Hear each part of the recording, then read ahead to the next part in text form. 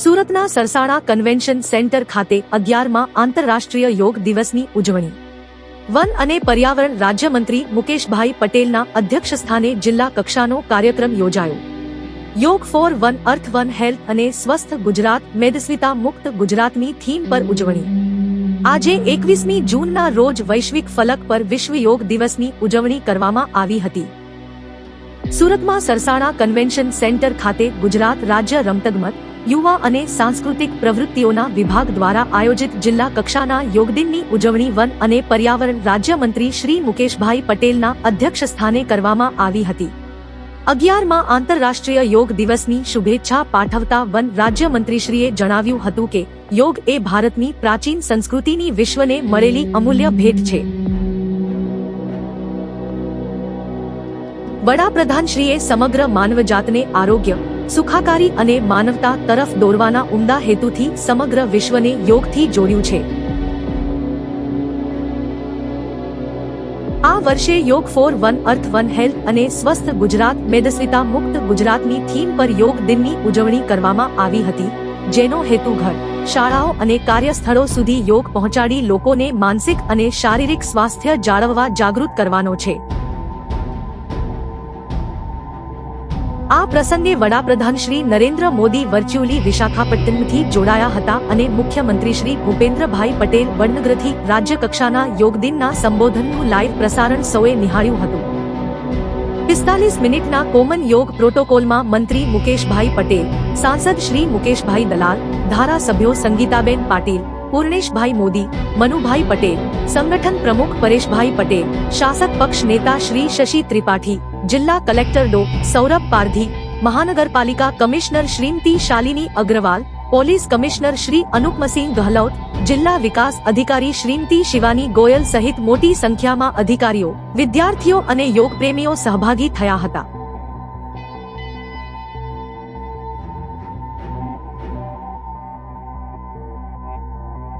भारत माता की वंदे।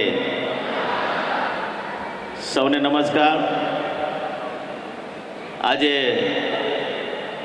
आंतरराष्ट्रीय योग दिवसनी उजवणी थई रही है, तेने अपनी साथे उपस्थित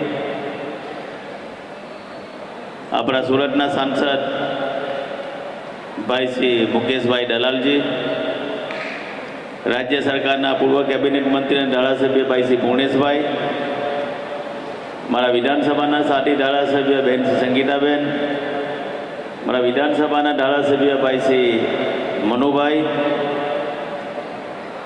सूरत शहर भारतीय जनता पार्टी प्रमुख भाई श्री परेशभाई, बहन श्री शशिबेन, म्युनिसिपालिटी कमिश्नर श्री, जिला कलेक्टर श्री, डीडीओ श्री, उपस्थित सौ मंचसना महानुभावों आज खूब मोटी संख्या में योग करवाना है अमरा सौ सूरतवासीओ।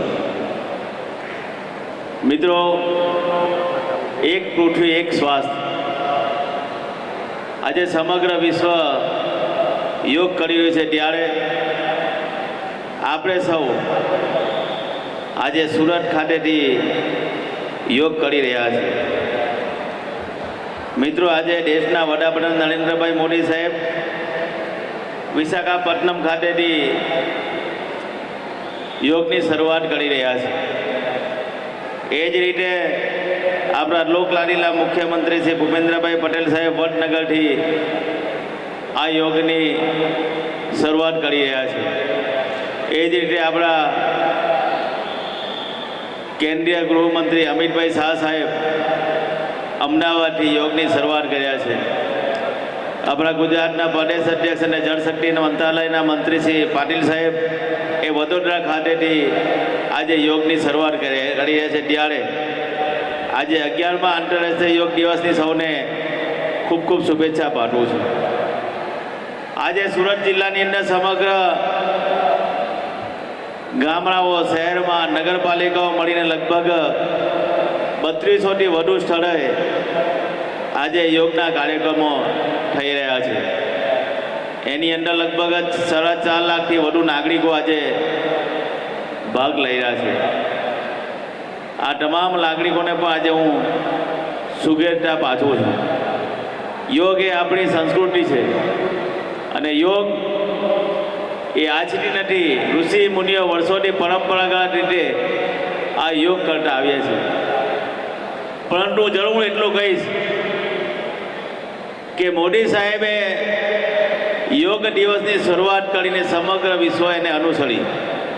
આજે 11મા આંતરરાષ્ટ્રીય યોગ દિવસ ઉજવી રહ્યા છે ત્યારે સમગ્ર વિશ્વ આ મોદી સાહેબની સાથે યોગ દિવસ ઉજવી રહ્યું છે.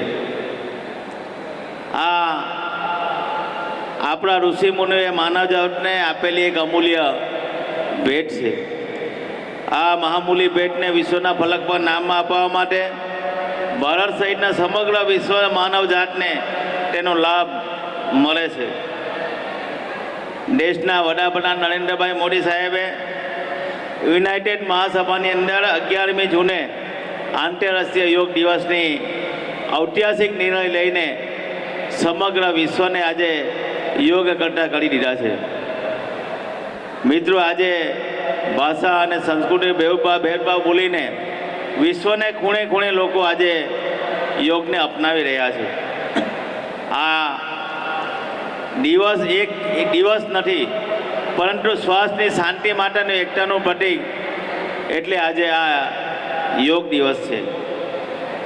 મિત્રો, આજે મુખ્યમંત્રી શ્રી ભૂપેન્દ્રભાઈ પટેલ સાહેબ વડનગરની ઐતિહાસિક ભૂમિ ખાતેથી આજે સામૂહિક યોગ દ્વારા એક નવો ઇતિહાસ રચવા જઈ રહ્યા છે. આમ તો સુરતની જનતાએ પણ ઇતિહાસ યોગ દિવસની અંદર રચ્યો છે.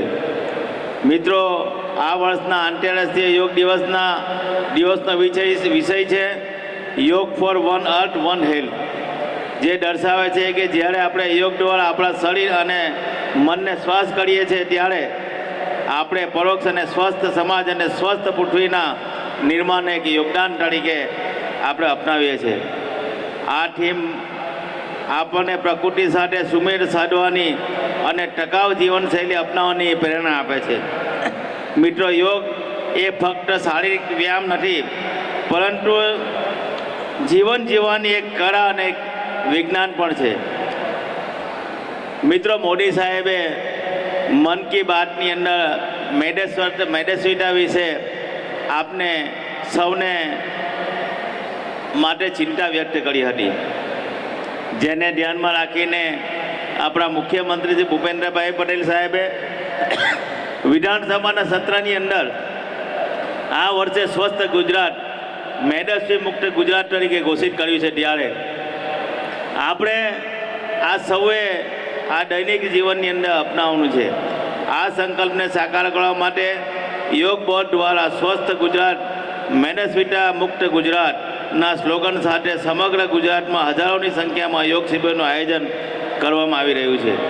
ચાલો આપણે સૌ આજે એક દ્રઢ સંકલ્પ લઈને કે યોગને આપણા ઘરો, શાળાઓ અને કાર્યસ્થળ સુધી પહોંચાડી જેથી દરેક વ્યક્તિઓ નિરોગી રહી શકે છે. હું યોગ બોર્ડ અને તેમની સમગ્ર ટીમને અભિનંદન આપીશ. ગુજરાત સરકારના માધ્યમથી લોકોની માનસિક અને શારીરિક સ્વાસ્થ્યની ચિંતા કરી ગુજરાતને યોગમય બનાવેલ છે.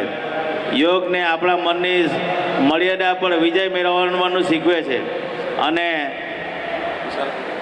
ત્યારે જ આપણે સ્વસ્થ, સ્વયં અને રહી સમાજની સાથે એક ફરજ નિભાવવાની આપણે પ્રેરણા મળે છે. આજે યોગ દિવસની સૌને શુભેચ્છાઓ પાઠવું છું.